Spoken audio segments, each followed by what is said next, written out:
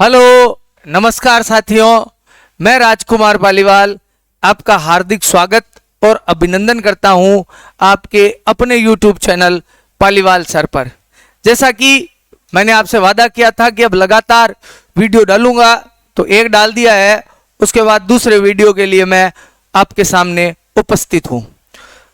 रीट तो मैंने लिख रखा है इसमें, बाकी सभी भर्तियों के लिए, विशेषकर आरपीएससी से होने वाली सारी भर्तियों के लिए यह वीडियो बहुत महत्वपूर्ण है। तो केवल रीट वाले ही नहीं, सेकंड ग्रेड और उसके साथ फर्स्ट ग्रेड की तैयारी करने वालों के लिए भी यह वीडियो बहुत ही दिलचस्प होने वाला है। तो बिना देर किए हुए मैं प्रश्नों की ओर चलता हूं। 25% रहने वाले हैं, सारे एमसीक्यू है। एक दिन छोड़ के एक दिन 25% यदि अपन करते हैं तो बहुत सारे हो जाएंगे, साथ में व्याख्या अलग है। तो पहले प्रश्न की ओर चलते हैं।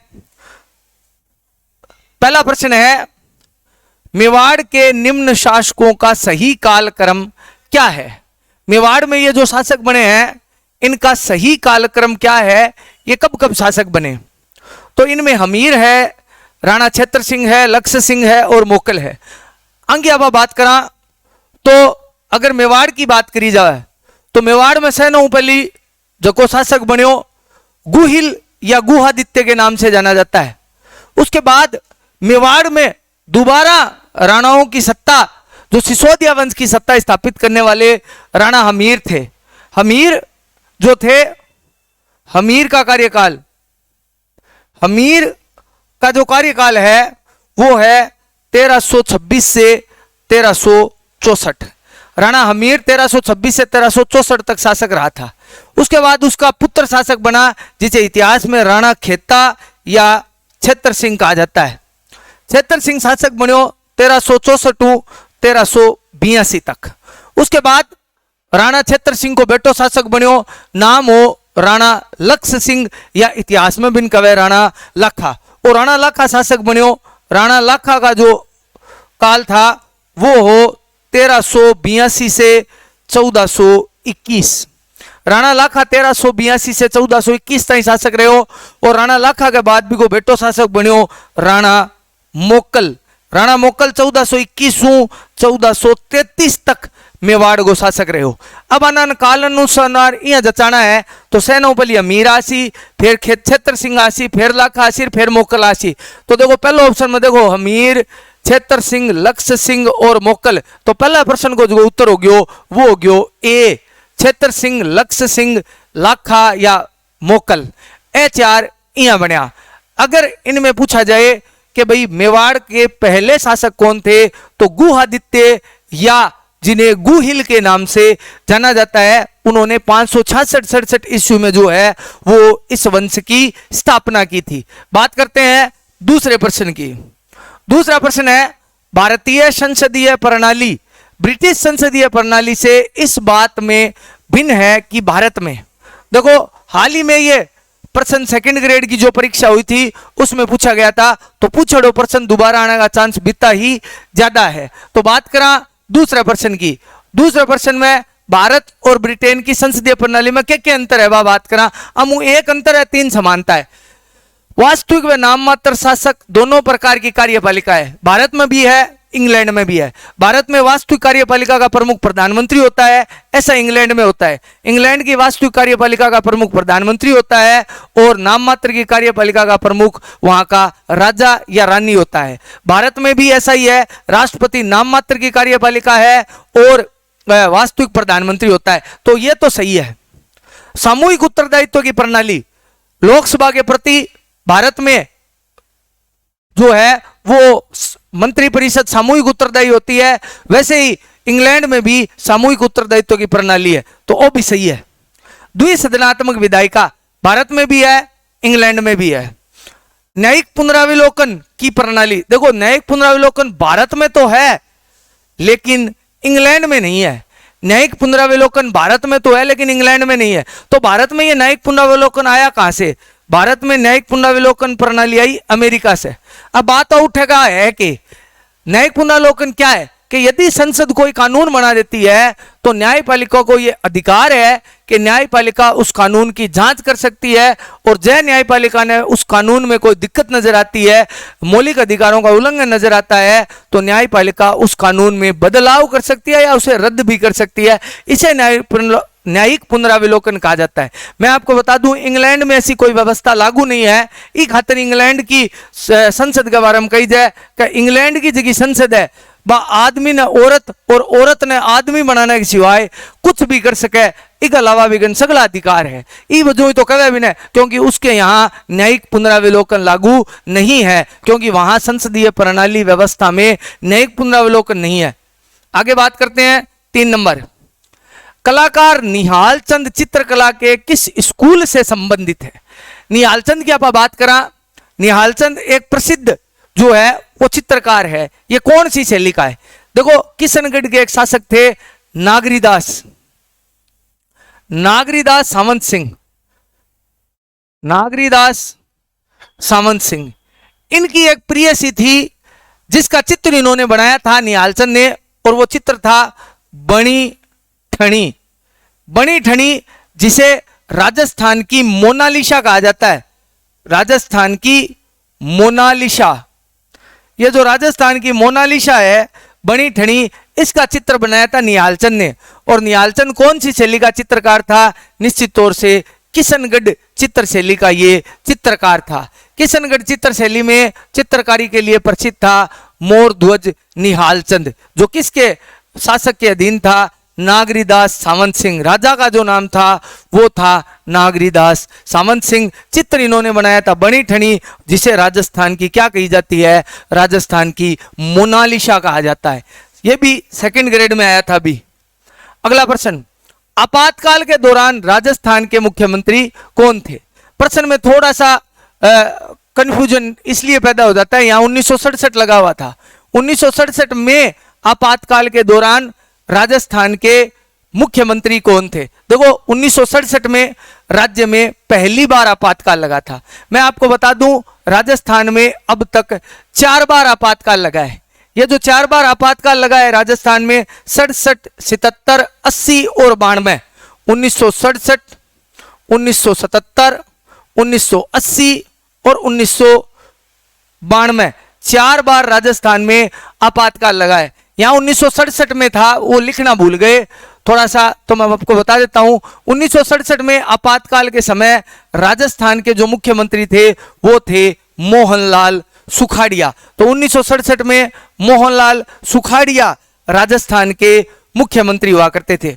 1977 और 1992 में राजस्थान के मुख्यमंत्री थे भैरों सिंह शेखावत, और 1980 में राजस्थान के मुख्यमंत्री थे हरिदेव जोशी। तो मैंने आपको सारे बता दिए कि कौन से आपातकाल के समय, राज्य आपातकाल के समय राजस्थान का मुख्यमंत्री कौन था। तो अगर अपन बात करें, इसमें मोहनलाल सुखाड़िया थे, इसमें हरिदेव जोशी थे 80 में, 77 और 92 में भैरों सिंह जी थे।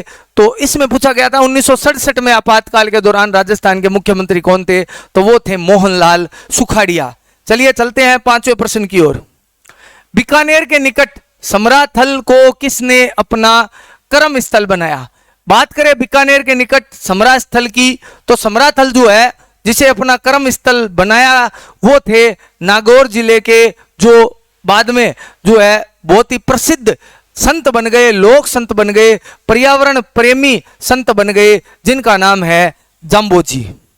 जाम्बोजी जो है वो विष्णुइयों के आराध्य देव हैं, और इनका जो है वो समराथल को इन्होंने अपना जो है वो मूल या कर्म स्थान बनाया था। तो समराथल दोहरा जो किसके लिए प्रसिद्ध है?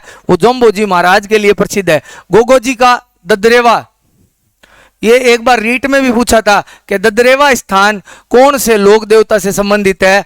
वो गोगोजी से है। अगर मैं पाबूजी की बात करूं तो मारवाड़ में पाबूजी बहुत प्रसिद्ध है, इन्हें राजस्थान में ऊंटों के देवता के रूप में पूजा जाता है। इसके अलावा धनसंत धन्ना, जिन्हें राजस्थान में भक्ति आंदोलन का प्रणेता कहा जाता है, इनका जन्म दुहन गांव टोंक में हुआ था, और इन्होंने गृहस्थी में रहते हुए संतों जैसा जीवन व्यतीत किया था। बात करते हैं 6ठे प्रश्न की। 6ठा प्रश्न है, स्थापत्य कला की मारू गुज्जर शैली का मंदिर कौन सा है? मारू गुज्जर शैली का मंदिर कौन सा है? किराड़ू का सोमेश्वर, अहुआ का कामेश्वर, समाधीश्वर मंदिर, चित्तौड़गढ़ दुर्ग का, सास बहू का नागदा का सास बहू मंदिर। देखो इसका उत्तर होगा समाधीश्वर मंदिर। समाधीश्वर जो मंदिर है वो गुज्जर मारू गुज्जर शैली का बना हुआ मंदिर है। कई जो मंदिरों की शैली है जिनमें पंचायतन शैली आपने सुनी होगी, बेसर शैली आपने सुनी होगी, नागर शैली आपने सुनी होगी, द्रविड़ शैली आपने सुनी होगी। ये जो समाधेश्वर मंदिर है ये भगवान शिव का मंदिर है, मतलब समाधि लगाए हुए भगवान शिव का मंदिर। यानी समाधि लगाने वाला देवता कौन है? भगवान शिव है। ये हाल ही में सेकंड ग्रेड में प्रश्न आया था कि मारू गुज्जर शैली का मंदिर कौन सा है? तो समाधेश्वर जो मंदिर है वो मारू गुज्जर शैली का मंदिर माना जाता है। बात करते हैं 7वें प्रश्न की। किस संविधान संशोधन अधिनियम द्वारा राजस्थान में राज प्रमुख के पद को समाप्त कर दिया गया? देखो राज प्रमुख का पद बनाया गया था पहले राज्यों में। राजस्थान के एक ही राज प्रमुख बने थे जयपुर महाराज सवाई मान सिंह द्वितीय। सवाई मान सिंह द्वितीय राजस्थान में जो है वो महाराज राज प्रमुख के पद पर रहे थे। उसके बाद कोई महाराज या राज प्रमुख नहीं बना। यह ध्यान रखना, अगर प्रश्न आ जाए कि राजस्थान के प्रथम राज प्रमुख कौन थे तो सवाई मान सिंह थे। अब यह प्रश्न उठ सकता है कि सर और भी तो बने थे, भीम सिंह भी बने थे, उदय भान सिंह भी बने थे, राणा भूपाल सिंह भी बने थे। तो भैया वो बने जरूर थे लेकिन वो अलग अलग जो नाम थे उनके थे। राजस्थान का कॉन्सेप्ट आने के बाद एक ही राज प्रमुख बने थे। 30 मार्च 1949 को राजस्थान की स्थापना मानी जाती है। वहां जो राजस्थान का राज प्रमुख था उसे ही प्रथम राज प्रमुख माना जाता है। यह पद हटाया कब? यह पद हटा दिया गया था 1956 में। और 1956 में यह संविधान संशोधन कौन सा था? तो मैं आपको बता दूं 7वां संविधान संशोधन जो था 1956 में, उसके द्वारा राजस्थान से राज प्रमुख के पद को समाप्त कर दिया गया। तो राजस्थान से राज प्रमुख का पद 7वें संविधान संशोधन 1956 के द्वारा हटाया गया। 7वें प्रश्न में 7वां संविधान संशोधन। अगला, सर रिचर्ड स्टेफोर्ड क्रिप्स को भारतीय राजनीतिक समूहों से सहयोग प्राप्त करने के लिए निम्नलिखित में से किस वर्ष भारत भेजा गया? देखो स्टेफोर्ड क्रिप्स जो था वो भारत आया था। कौन से मिशन के तहत? क्रिप्स मिशन के तहत। क्रिप्स मिशन के तहत स्टेफोर्ड क्रिप्स भारत आया था। यह भारत आता है क्योंकि उस समय द्वितीय विश्व युद्ध चल रहा था। 1939 से 1945 के बीच द्वितीय विश्व युद्ध होता है। इस द्वितीय विश्व युद्ध में इंग्लैंड को यह लग रहा था कि जापान की भारत सहायता करेगा और जापान भारत को पर कब्जा कर सकता है, और जापान जो है वो इंग्लैंड के विरुद्ध लड़ रहा था। इसलिए भारतीयों की सहायता प्राप्त करने के लिए इस मिशन को अंग्रेजी सरकार ने भारत भेजा। यह मिशन 1942 में भारत आया था। क्रिप्स मिशन मार्च 1942 में भारत आया था। इसे काम सौंपा गया था कि भारत में संविधान सभा के चुनाव आयोजित करे और भारतीयों को कहे कि हम उन्हें औपनिवेशिक स्वराज्य प्रदान करेंगे बहुत जल्दी, आप हमारी बात मान ले और द्वितीय विश्व युद्ध में हमारी मदद करें। लेकिन गांधी जी ने क्रिप्स मिशन को कहा कि यह उत्तर तिथीय चेक है। उत्तर तिथीय मतलब वो चेक जिसकी तिथि निकल चुकी है। हम अब पूर्ण स्वराज्य की मांग कर रहे हैं। जैसा आपको पता होगा 1929 में पंडित नेहरू के नेतृत्व में, JL नेहरू के नेतृत्व में लाहौर अधिवेशन हुआ और उस लाहौर अधिवेशन में कांग्रेस ने पूर्ण स्वराज्य की मांग की थी और बाद में वो पूर्ण स्वराज्य की जो मांग थी उस पर कांग्रेस अड़ी हुई थी। इसलिए औपनिवेशिक स्वराज्य उन्हें नहीं चाहिए था, इसीलिए गांधी जी ने इसे उत्तर तिथीय चेक बताया। चलिए चलते हैं 9वें प्रश्न की ओर। 9वां प्रश्न है, गौरी नृत्य का संबंध किस जनजाति से है? बात करें गौरी नृत्य की, गौरी नृत्य जो है वो 40 दिनों तक होली के आसपास ये नृत्य किया जाता है। यह नृत्य भगवान शिव और पार्वती से संबंधित है और यह जो नृत्य है एक नाटिका है जो भील जनजाति द्वारा की जाती है। भील जनजाति जो है वो ये नृत्य करती है। इसके अलावा आपको ध्यान होगा कालबेलियों में भी एक जो है वो गुलाबों द्वारा कालबेलिया नृत्य किया जाता है, जो इस नृत्य की विश्व प्रसिद्ध जो है वो नृत्यांगना है। इसके अलावा ग्रासियों के द्वारा एक वालर नृत्य भी किया जाता है जो काफी प्रसिद्ध है। चलिए चलते हैं 10वें प्रश्न की ओर। राज्यपाल द्वारा प्रख्यापित अध्यादेश की मंजूरी किसके द्वारा आवश्यक है? देखो राज्य के राज्यपाल को यह अधिकार प्राप्त है कि अनुच्छेद 213 के तहत राज्यपाल जो है वो अध्यादेश जारी कर सकता है। जब राज्यपाल कोई अध्यादेश जारी करता है तो वो अध्यादेश जब विधानमंडल बंद होता है तो 6 माह और प्रारंभ होने के बाद 42 दिन तक लागू रहता है। अगर इसे लंबे समय तक लागू रहना है तो इसे राज्य विधानमंडल की स्वीकृति प्राप्त होना जरूरी है। इसलिए राज्यपाल द्वारा जो भी अध्यादेश जारी किया जाता है यदि उसे लागू रखना है तो उसके लिए राज्यपाल को विधानमंडल की स्वीकृति मिलना जरूरी है, तभी वो लागू हो सकता है। चलिए प्रश्न बात करते हैं 11वें प्रश्न की। 11वां प्रश्न है, निम्बार्क संप्रदाय की प्रधान पीठ कहां स्थित है? निम्बार्क संप्रदाय की अपन बात करें तो निम्बार्क संप्रदाय जो माता राधा से संबंधित है, राधा से संबंधित इस निम्बार्क संप्रदाय की प्रधान पीठ सलेमाबाद अजमेर में स्थित है। तो निम्बार्क संप्रदाय की प्रधान पीठ जो है पूरे भारत में वो सलेमाबाद अजमेर में है। 12वां प्रश्न, राजस्थान विधानसभा के लिए पहले आम चुनाव में कांग्रेस के बाद जिस राजनीतिक दल को सर्वाधिक स्थान प्राप्त हुए वह था। देखो भारतीय जनता पार्टी तो 1980 में बनी है, इसका मतलब वो थी नहीं, इसको तो मैं काट देता हूं। भारतीय जनसंघ ने भी इस चुनाव में भाग लिया था, राम राज्य परिषद ने भी और हिंदू महासभा ने भी इसमें भाग लिया था। इस चुनाव की यदि अपन बात करें तो इस चुनाव में सबसे ज्यादा सीटें कांग्रेस को मिली थी। कांग्रेस ने इस चुनाव में 82 सीटें प्राप्त की थी। कांग्रेस के बाद 2 नंबर पर निर्दलीय थे। निर्दलीय जो थे उन्होंने 35 सीटें जीती थी। दल के रूप में राम राज्य परिषद ने 24 सीटें जीती थी। यानी दूसरे स्थान पर यदि अपन देखें तो निर्दलीय थे, लेकिन निर्दलियों की कोई पार्टी नहीं होती। पार्टी जो दूसरे नंबर पर आई थी वो थी राम राज्य परिषद, और बाद में इसका भारतीय जनसंघ में विलय हो गया और बाद में भारतीय जनसंघ 1980 में भारतीय जनता पार्टी बन गया था। तो कांग्रेस को 82 मिली थी, राम राज्य परिषद 2 नंबर पर रहा था, उसे लगभग 24 सीटों के करीब प्राप्त हुआ था और वो इस लिहाज से दूसरे नंबर पर था। वैसे स्वतंत्र जो उम्मीदवार थे यानी निर्दलीय थे उनको 35 सीटें प्राप्त हुई थी। सरकार कांग्रेस की बनी थी ओबीएस। बात करते हैं 13वें प्रश्न की। 11वीं अनुसूची में सम्मिलित किए गए विषयों की संख्या है। पहली बात, 11वीं अनुसूची किससे संबंधित है? 12वीं अनुसूची संबंधित है पंचायती राज से। पंचायती राज को कौन कौन से काम सौंपे गए हैं उससे संबंधित है 11वीं अनुसूची।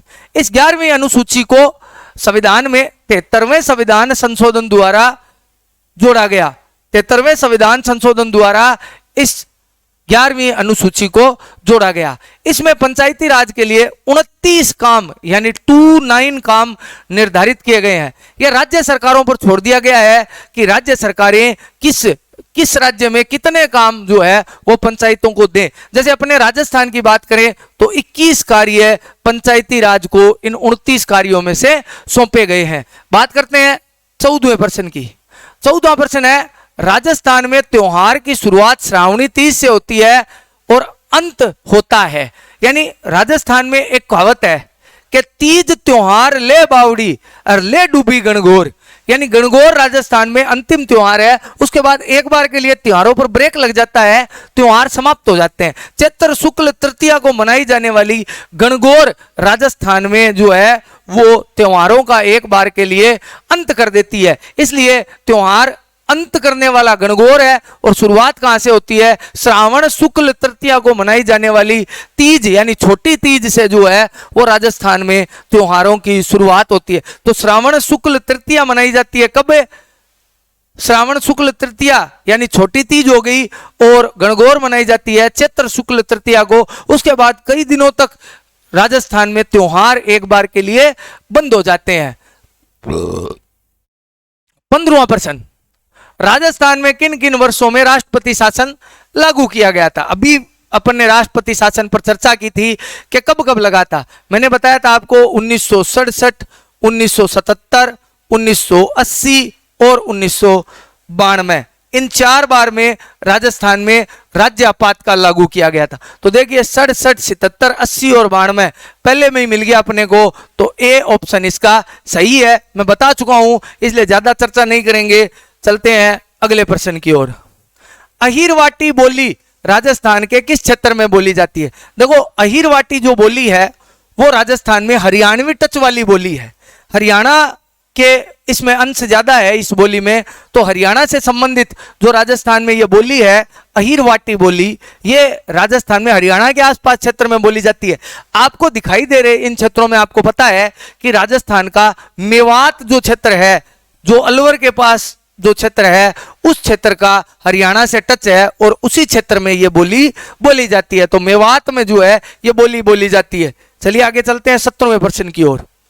किस प्रतिहार शासक के काल में ग्वालियर प्रशस्ति की रचना हुई? देखिए ग्वालियर प्रशस्ति वो प्रशस्ति है जो हमें बताती है गुर्जर प्रतिहारों के इतिहास के बारे में।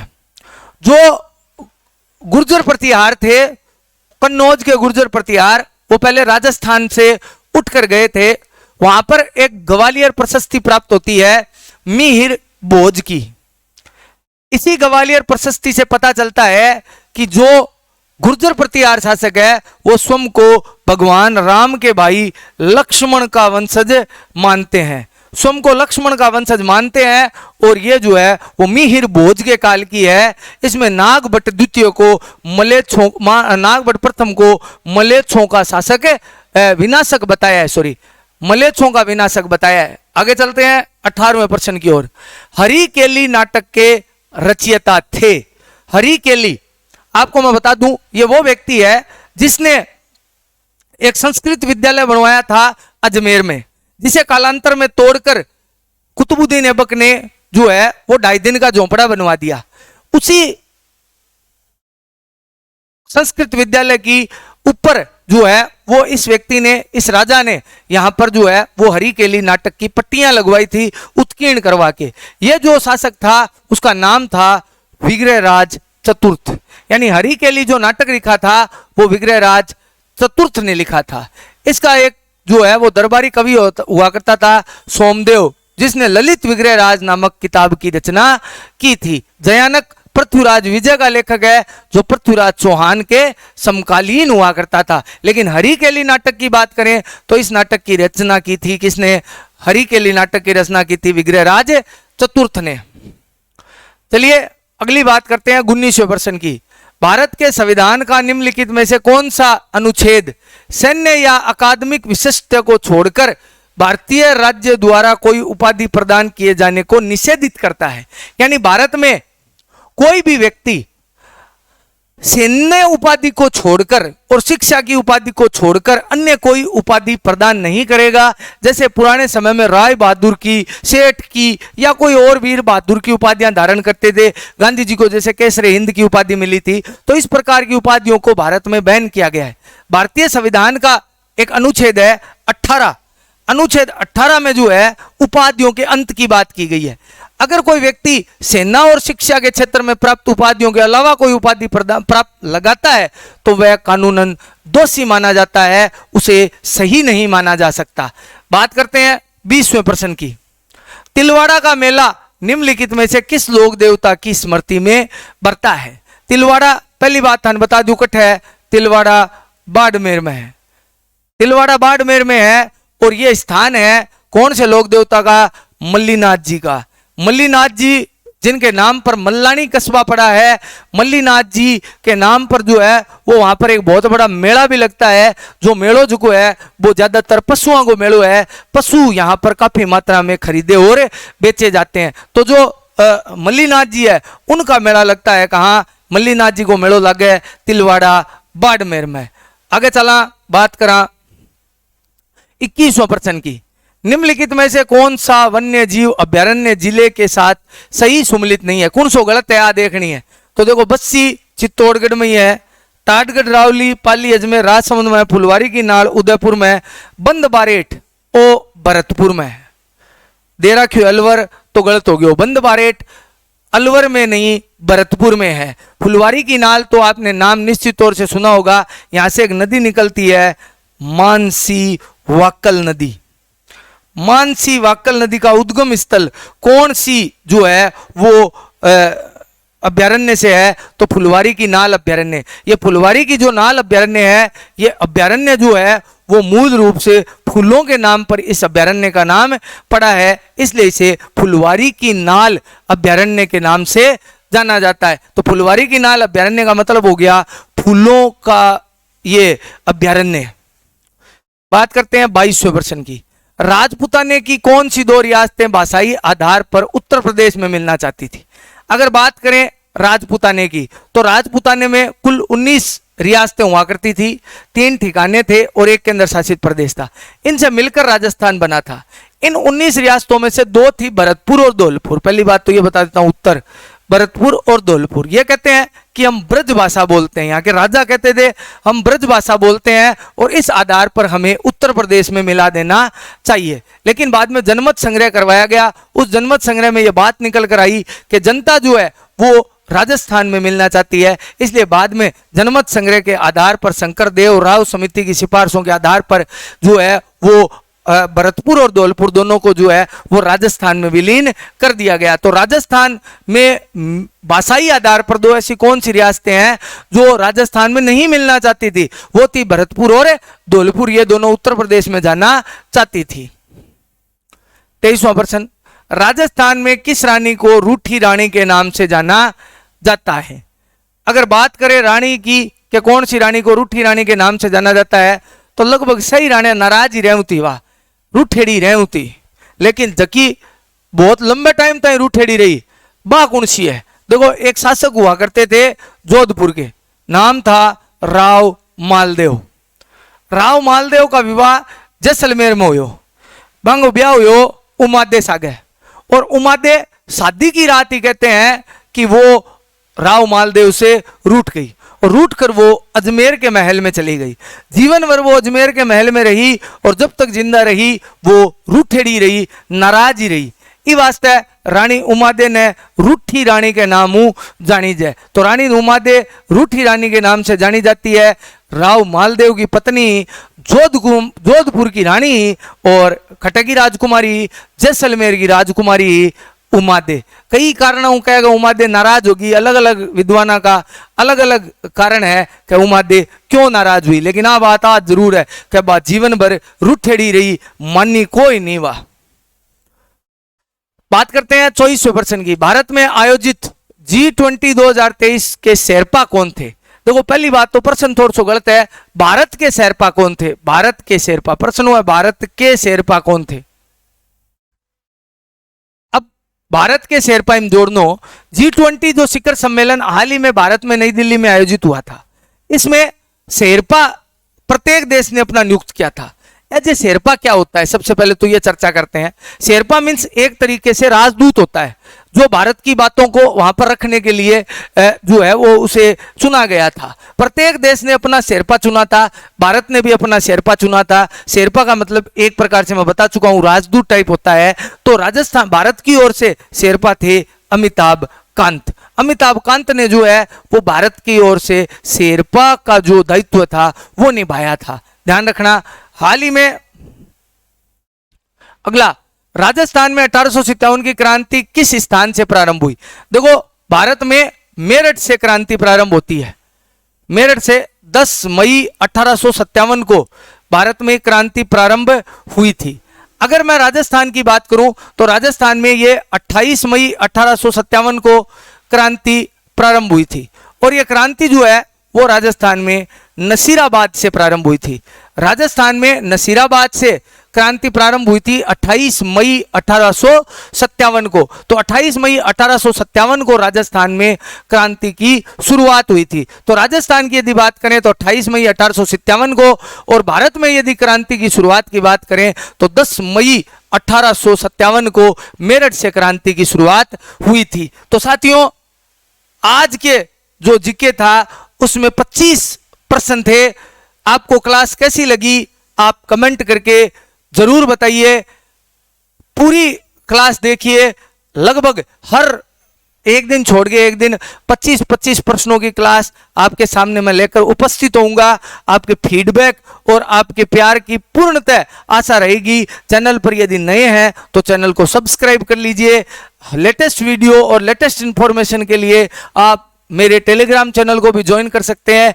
लिंक बायो में जो है वो आपको मिल जाएगा, डिस्क्रिप्शन में आपको लिंक मिल जाएगा। तो आज के वीडियो में इतना ही। वीडियो को देखने के लिए बहुत बहुत धन्यवाद। जय हिंद, जय भारत और राम राम।